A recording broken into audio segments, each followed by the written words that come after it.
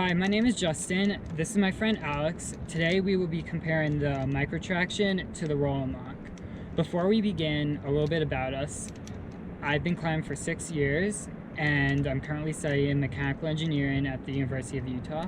I've been climbing for 4 years, I've been mountaineering for 6, and I'm studying computer science at the University of Utah.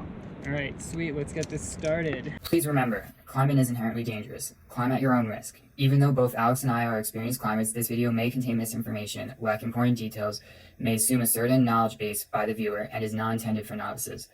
This video is not a substitute for professional instruction. To load the micro traction, you open the plate up and you take your rope and you're gonna pull the teeth back and slide the rope in there and close the plate. You want the load side to be here and the side that you're pulling to be there. Once you close the plate, you're gonna get a lock-in beaner. Clip that to your anchor. Make sure you lock that up and then you're ready to go. So the micro traction can also be used as a pulley. So basically how you do that is you take the teeth and you press this button down right here and then you let go. And now it's working as a pulley. And if you want to go back to progress capture, you just press that button and the teeth will be engaging again. Alright, to load the Roll&lock, what you're going to do is you're going to open it up and pull the plate back, and you're going to take your rope, place it in there, pushing the teeth back, and you're going to want the pull side to be on the same side that the teeth are on so that it slides, and the load side to be on the other side. And then you close the plate and you clip it to your anchor with a lock-in oval, and then you screw that shut and you're ready to go. On the Roll&lock, you're going to need both hands to put it into pulley mode. So basically what you do is you grab the teeth, you pull it back, and then there's this little tab right here. You pull that back too, push the teeth back as far as they go, and then you let go. And then it will work as a pulley. To take it back out of pulley mode, you grab the teeth and you pull that tab back, and then you just let it go. Both of these devices can be used for hauling, ascending, as part of a top rope solo setup, a rope grab. It can also be used as a way of protecting the leader during the case that the follower falls while simul climbing, although this is not an intended use by the manufacturers. People will also use these devices to belay their follower from above. This is also advised against by both manufacturers. When it comes to these applications, both the micro traction and the Roll&lock are going to be pretty similar in performance. There are still several distinguishing factors between the devices. The base mechanism for the micro traction is a little bit different than the base mechanism for the Roll&lock. So the micro traction uses spiked teeth, which are on a spring, and that's above the pulley to grab the rope, whereas the Roll&lock uses more grooved teeth like that, which pinches the rope, and the pulley is hidden within the teeth on the Roll&lock. Now, the upside to the spike teeth is that it does work better on icy ropes, but some people are concerned that it might shred their sheath. Alright, so we have a strand of rope right here, and we're going to try to shred it to see how bad these teeth really are. It's about 10 millimeter diameter.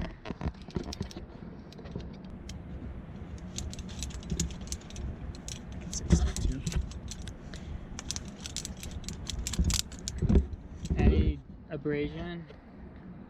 I mean, there's already a little bit on it, but I don't see anything more than what was before. Try dragging the teeth. Like, it's pretty soft. Like, it's not penetrating that way. Maybe if you like engage a little bit. Without interference, it's not going to do that. Now, if you, Justin did this earlier, if you like hover the teeth and like prevent them from going all the way in, you can shred it. But that requires you, if you can see, that requires you to like be almost inside this cage. So unless you're grabbing the blade, grabbing the micro traction and interfering with its teeth, I don't think it's going to shred your rope. So a downside of the Roll&lock is that it's difficult to switch between modes when it is weighted, because basically you have to push whatever is loading it back. So right now I have my backpack on there, which doesn't have too much stuff in it, so it's pulling the teeth back, which makes it hard because it's pulling that way, and I need to basically pull the weight up and also let go of that to get it to lock, which is a little bit of a pain. Something cool that the Roll&lock can do that the micro contraction can't is that the Roll&lock works on webbing. So it allows you to do things like make yourself an adjustable tether. And the current setup we have is what the company recommends, and it's important that you have a closed loop so that you can't basically go off the end. But basically, if you want to get in closer, you slide in, weight it, and then it's also super easy to just go back. Something cool that Excell does that ClimbTech doesn't do is that on their website, in addition to the normal instructor manual, which the Roll&lock also has, they have a whole page dedicated to technical content that is specific to their own devices, and it has a lot of really useful information on here that you can learn a lot from. While a lot of this information basically applies the same to the Roll&lock, they're pretty interchangeable, it's still cool that Excell is putting all this information out. The Roll&lock is going to have a slightly more compact form factor when compared to the micro traction, and I found that it racks better on your harness. Alex made this Excel spreadsheet which compares the specs and some of the nuances between the devices. I'll leave a link to it in the description, but to quickly overview it, the micro traction costs quite a bit more than the Roll&lock.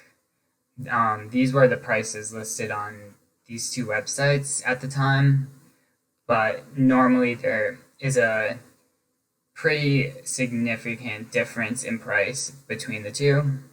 Now, when it comes to weight, the Roll&lock is 5 grams lighter, but that's basically negligible. You're not going to notice that.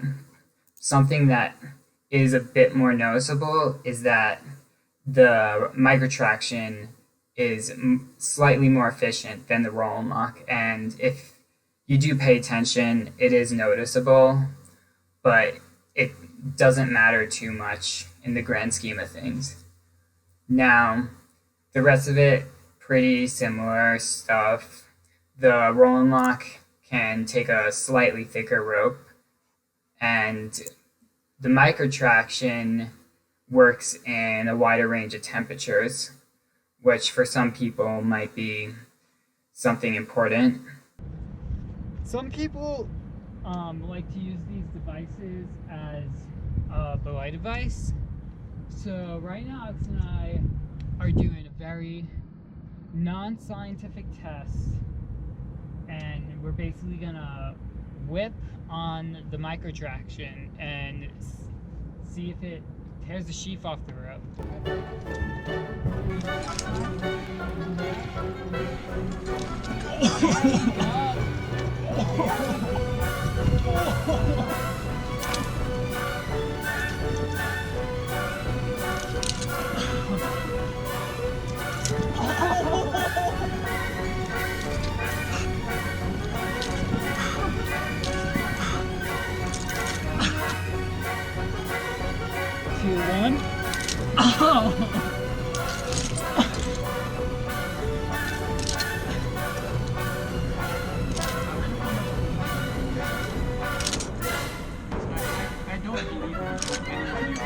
even after all that testing with both the micro traction and the Roll&lock, the rope didn't show any sort of obvious wear and tear, specifically to the sheath, which makes me think that the sharp teeth on the micro traction don't actually screw with the sheath on your rope, which is a concern for some people when they buy one of these. So after using both of these devices for some time now, I found that the Roll&lock was my go-to, mainly because I like the smaller form factor of it. I can just put it on my harness and forget about it most of the time. And I also found that it paired quite well with the DMM Perfecto oval locking carabiner, which still rolls super smoothly despite being so small in size. Sorry for the crappy webcam footage, don't have much of a setup right now, but if you enjoyed this video or found it useful, or if you like my mullet, I plan on posting more content like this in the future, so go ahead and subscribe.